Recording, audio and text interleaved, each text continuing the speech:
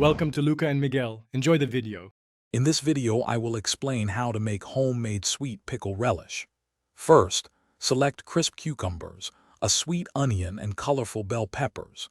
Next, prepare your pickling brine by combining 2 cups of vinegar, 1 cup of sugar, and a teaspoon of pickling spices. Finally, ensure your canning jars and lids are sterilized and ready for use to maintain food safety. Now, finely chop your prepared cucumbers, onion, and bell peppers into small, consistent pieces. Aim for about 1/4 inch dice for the best texture. Place these chopped vegetables into a large bowl and cover them with a solution of 1/4 cup of salt dissolved in 4 cups of water.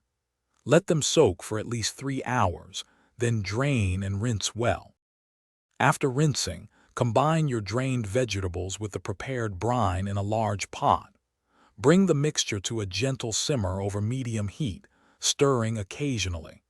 Continue to cook for about 15 to 20 minutes, or until the relish has thickened to your desired consistency. Taste and adjust the seasonings, adding more sugar or spices if needed. Carefully ladle the hot relish into your sterilized jars, leaving exactly 1/2 inch of headspace at the top. Wipe the jar rims clean, apply the lids, and tighten the bands to fingertip tight. Process the filled jars in a boiling water bath for 10 minutes to ensure proper sealing and preservation.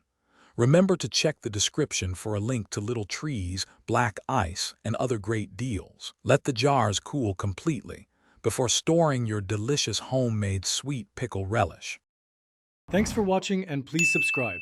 It's the best investment you'll ever make.